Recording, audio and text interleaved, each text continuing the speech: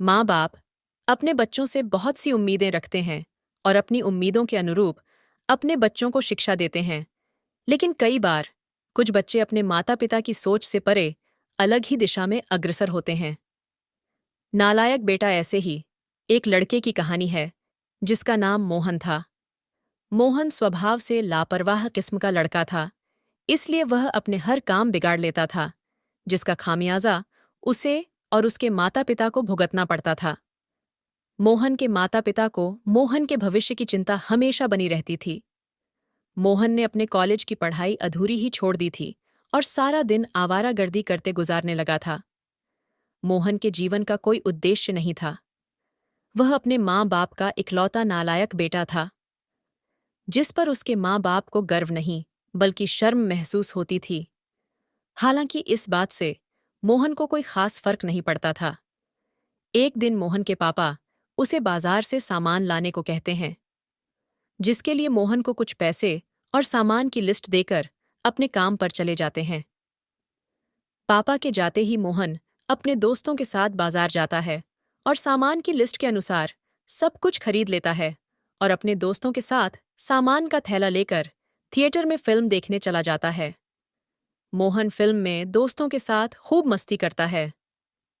Film खत्म होने के बाद मोहन अपने घर वापस आ जाता है। मोहन के पापा कुर्सी में बैठे टीवी देख रहे होते हैं। वह मोहन से सामान के बारे में पूछते हैं। मोहन तुरंत अपने खाली हाथ देखता है और घबरा जाता है, क्योंकि सामान का थैला उसके हाथ में नहीं होता। वह पापा से कहता है, पापा, मैंने थैला अपने दोस्तों को दे दिया है। आप चिंता मत करिए, कल मैं थैला ले आऊंगा। मोहन ने थैला खो दिया था। इस बात से उसे रात भर नींद नहीं आती। सुबह होते ही मोहन अपने पापा के उठने से पहले ही अपने दोस्तों के घर पहुंच जाता है और उनसे अपना थैला ढूंढने के लिए मदद मांगता है। मोहन के सभी दोस्त उसी थिएटर पहुंचते हैं जहां वह फिल्म देखने गए थे। मूवी थिएटर वाला उन्हें बताता है कि कल मूवी शो हाउसफुल था, इसलिए दर्शकों की बहुत भीड़ थी। थैले के बारे में पता लगाना बहुत मुश्किल होगा। मोहन बहुत निराश हो जाता है। वह अपने दोस्तों से कहता है, अगर यह सामान नहीं मिला तो मेरे पापा बहुत नाराज होंगे। मोहन के दोस्त उसकी मदद करना चाहते हैं, इसलिए वह सभी थोड़ा थोड़ा पैसा मिलाकर मोहन को दे देते हैं और कहते हैं, मोहन दोबारा से वही सारा सामान खरीदकर पापा को दे देते हैं। दोस्तों की मदद मिलते ही मोहन खुश हो जाता है और दोबारा लिस्ट के अनुसार सामान खरीदकर घर चला जाता है। इस बार तो मोहन की गलती पर उसके दोस्तों ने पर्दा डाल दिया था, लेकिन जिंदगी के और भी मुकाम अभी आना बाकी थे। मोहन के पिता अपने एक दोस्त से मोहन की नौकरी के लिए सिफारिश लगवाते हैं, जिसकी वजह से मोहन को एक अच्छे कारखाने में मशीन ऑपरेटर की नौकरी मिल जाती है। हालांकि मोहन नौकरी नहीं करना चाहता, लेकिन वह कुछ दिनों तक अपने पापा की खुशी के लिए कारखाने काम पर जाने लगता है। मोहन को कारखाने में काम करने में कुछ ही दिनों में आलस आने लगता है और वह अपने काम में लापरवाही करना शुरू कर देता है। एक दिन मोहन की ड्यूटी सुबह 6 बजे से होती है। देर रात तक जागने की वजह से मोहन की नींद पूरी नहीं हो पाती, इसलिए वह कारखाने पहुंचकर कुर्सी में बैठे बैठे सोने लगता है। उसी समय मोहन के सुपरवाइजर उसे मशीन का रॉ मटेरियल वेस्टेज चैम्बर खोलने को कहते हैं, जिसे एक बटन दबाकर खोला जाता था।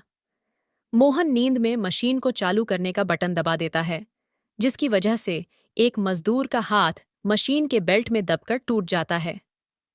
हादसा होते ही फैक्ट्री में अफरा तफरी मच जाती है। मजदूरों का हुजूम मशीन के आसपास उमड़ पड़ता है। लोगों की चीख पुकार सुनकर मोहन की नींद उड़ जाती है। वह अपनी कुर्सी से उठकर भीड़ के साथ भागने लगता है। तभी मोहन को पता चलता है कि उसकी गलती की वजह से ही मजदूर का हाथ टूटा है। अचानक उसे घबराहट होने लगती है। उसका शरीर कांपने लगता है।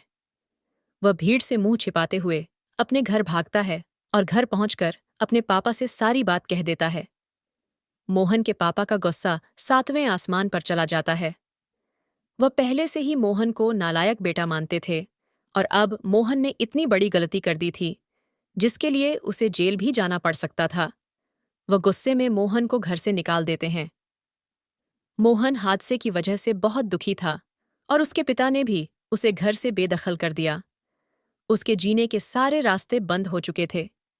उसने तय कर लिया था कि वह आत्महत्या करेगा और वह ट्रेन से अपनी जान देने के लिए रेलवे स्टेशन पहुंच जाता है और ट्रेन के आने का इंतजार करने लगता है।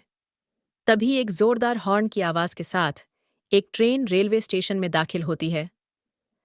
ट्रेन के आते ही मोहन अपनी जगह पर खड़ा हो जाता है और पटरी में कूदने का मन बना लेता है। जैसे जैसे ट्रेन पास आती है, मोहन की धड़कनें बढ़ने लगती हैं और जैसे ही ट्रेन मोहन के करीब पहुंचती है, वह आत्महत्या करने के लिए ट्रेन के सामने छलांग लगा देता है।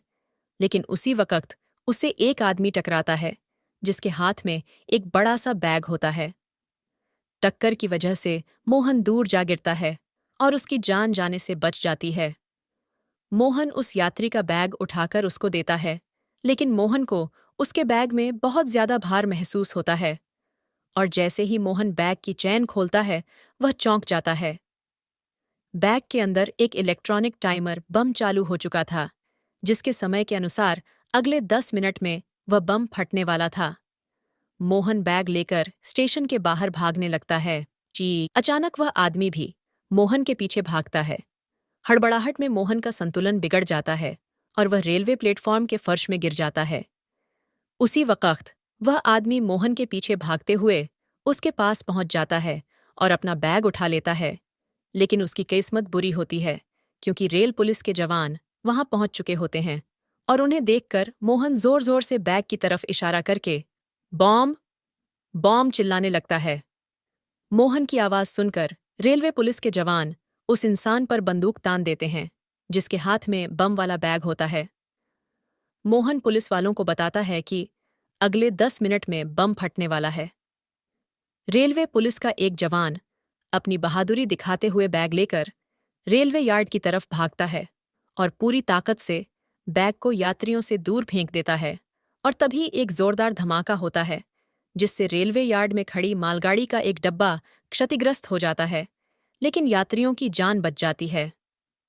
पुलिस की तहकीकात में पता चलता है कि वह आदमी आतंकवादी था जो आतंकी घटना को अंजाम देने के लिए ट्रेन में धमाका करना चाहता था, लेकिन मोहन ने उसके मंसूबों पर पानी फेर दिया था।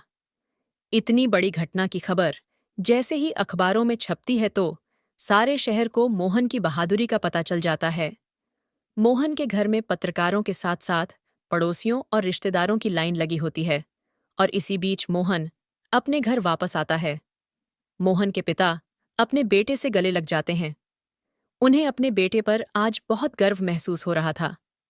हो भी क्यों ना, नालायक बेटे ने काम जो इतना लायक किया था। मोहन के अच्छे काम की वजह से वह अपने माँ बाप के साथ साथ पूरे देश का लायक बेटा बन जाता है और इसी के साथ यह कहानी समाप्त हो जाती है। दोस्तों, अगर आपको ये कहानी अच्छी लगी हो तो प्लीज़ लाइक करना और चैनल को सब्सक्राइब करना। धन्यवाद।